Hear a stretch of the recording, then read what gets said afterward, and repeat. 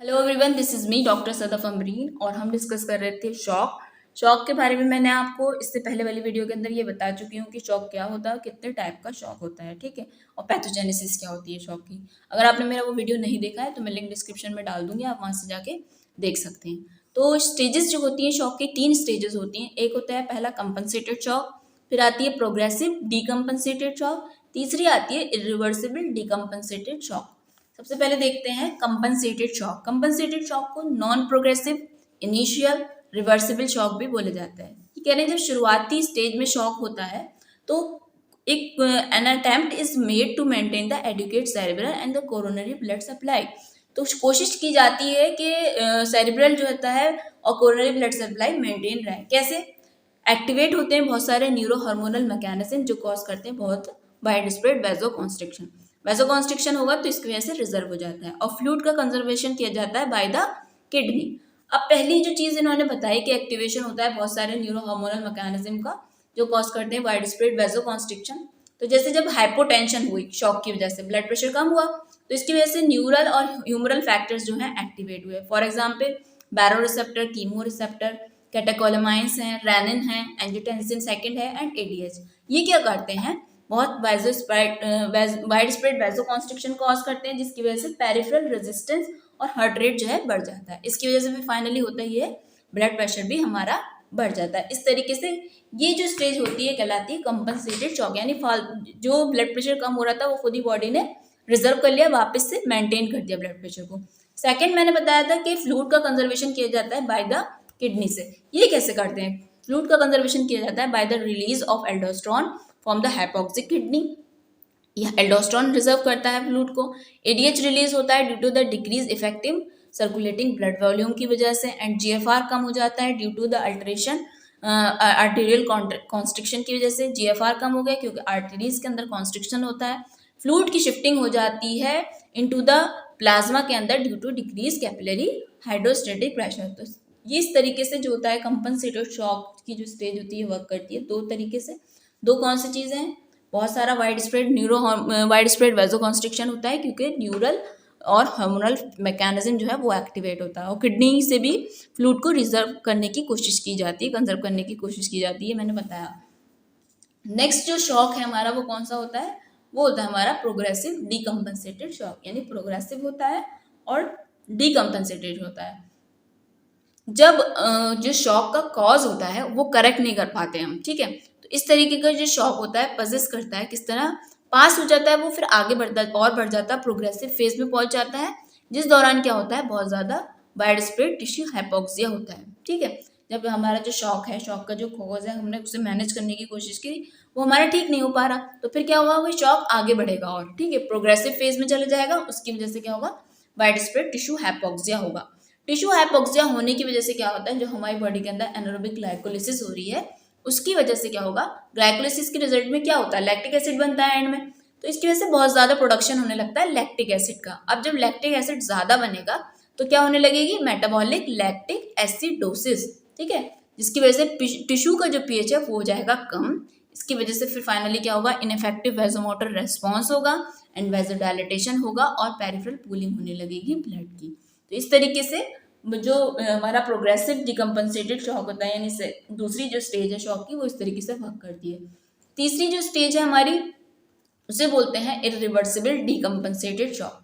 ये कौन सा शॉक होता है? जब शॉक का जो कॉज है वो इतना ज्यादा सीवियर है, ठीक है, इसके हमने कंपनसेटरी मैकेनिज्म भी अप्लाई किया, थेरेपी भी अप्लाई इसकी, कंट्रोल करने की कोशिश की टियोलॉजिक एजेंट को, मगर कोई भी रिकवरी नहीं होती है, तो तब उसको बोलते हैं डीकम्पनसेटेड इरिवर्सिबल शॉक, ठीक है। यानी इतना सीवियर हो जाए कि कंपनसेटरी मैकेनिज्म अप्लाई करने के बावजूद, ठीक है, जो बॉडी अपने आप से खुद करती है, थेरेपी देने के बाद, टियोलॉजिक एजेंट को कंट्रोल करने के बावजूद भी कोई भी रिकवरी नहीं होती। तो इसकी वजह से क्या होता है, डीकम्पनसेटेड इरिवर्सिबल शॉक डेवलप होता है। इसमें क्या होता है, wide spread cell injury further जो है एक्टिवेट करती हैं शॉक को। इसके अंदर बहुत सारी जो है हाइपोथेसिस बताई गई हैं, बहुत सारे फैक्टर्स बताए गए हैं जिनकी वजह से रिवर्सिबल डीकम्पनसेटेड शॉक जो है बढ़ता चला जाता है। मायोकार्डियल कॉन्ट्रेक्टाइल फंक्शन वर्स कर जाते हैं in part because of nitric oxide synthesis की वजह से। अगर इस्चेमिक बॉवल अलाउ करती है इंटेस्टाइनल फ्लोरा को टू एंटर करने के लिए सर्कुलेशन के अंदर, बैक्टीरियमिक शॉक जो होता है सुपर इम्पोज करता है। इस पॉइंट पे ये होता है कि पेशेंट जो होता है कंप्लीट रीनल शटडाउन हो जाता है। इसकी वजह से क्या होता है, एक्यूट ट्यूबुलर नेक्रोसिस होने लगती है, which almost inevitably cumulate to the death की तरफ और ज़्यादा चांसेस बढ़ जाते हैं। अब मॉर्फोलॉजिकली क्या देखने को मिलता है, हाइपोवॉल्यूमिक शॉक होता है या कार्डियोजेनिक शॉक के अंदर, इसके अंदर होता क्या है, सेलुलर और टिश्यू चेंजेस होते हैं जो कि किस वजह से होते हैं, हाइपोक्सिक इंजरी की वजह से होते हैं। ये ज़्यादातर जो चेंज होते हैं वो देखने को मिलते हैं कहाँ, ब्रेन में, हार्ट में, lungs, kidney, adrenal and gastrointestinal tract. Okay, ये हुई हाइपोवॉल्यूमिक और कार्डियोजेनिक शॉक की बात।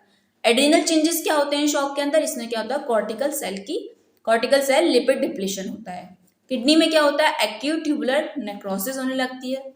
लंग में क्या होता है, लंग जो इफेक्टेड होते हैं किसके अंदर होते हैं, प्योरली जब हाइपोवॉल्यूमिक शॉक होता है, क्योंकि ये ज़्यादा रेजिस्टेंट होते हैं हाइपोक्सिक इंजरी के लिए। However when shock is caused by the bacterial sepsis और ट्रॉमा, जब शॉक बैक्टीरियल सेप्सिस या ट्रॉमा की वजह से होता है तो चेंजेस क्या होते हैं, डिफ्यूज एल्वुलर डैमेज के होते हैं और उनको क्या बोला जाता है, शॉक लंग भी बोला जाता है। तो शॉक लंग एक इंपॉर्टेंट पॉइंट है, ये आपने याद रखना है कि कब होता है, लंग्स में होता है, किसकी वजह से होता है, ये जो है प्योरली जब हाइपोवॉल्यूमिक शॉक होता है तब डेवलप होता है। सेप्टिक शॉक में क्या होता है, development of DIC lead to the widespread deposition of the fibrin rich microthrombi, particularly in the, कहाँ पे होगा, पर्टिकुलरली ब्रेन में, हार्ट में, लिवर के अंदर, लंग्स के अंदर, किडनी के अंदर, एड्रिनल ग्लैंड के अंदर, गैस्ट्रोइंटेस्टाइनल ट्रैक्ट के अंदर। ठीक है, consumption of platelets and the coagulation factor also often to the appearance of petechial hemorrhage on the serosal surface of the skin। Clinical feature क्या होंगे, जब क्लिनिकल फीचर जो होंगे जब डीकम्पनसेटेड शॉक होता है तो क्लासिकल जो इसके अंदर फीचर्स देखने को मिलते हैं, जो 4 वाइटल प्रोसेस होते हैं उनके अंदर डिप्रेशन हो जाता है, यानी ब्लड प्रेशर जो होता है बहुत कम हो जाता है, वेरी लो, टेम्परेचर जो होता है सब नॉर्मल होता है, पल्स फीबल होती है, रेगुलर होती है, रेस्पायरेशन कैसा होता है, शैलो एंड सिंगिंग रेस्पायरेशन होता है। और इसके अलावा कुछ और फीचर्स देखने को मिलते हैं, जैसे पेशेंट जो होता है पेल हो जाता है, उसका फेस, संकेनाइज होती है, वीकनेस होती है, कोल्ड एंड क्लामी स्किन होती है। ये एडिशनल फीचर्स हमें और देखने को मिलते हैं।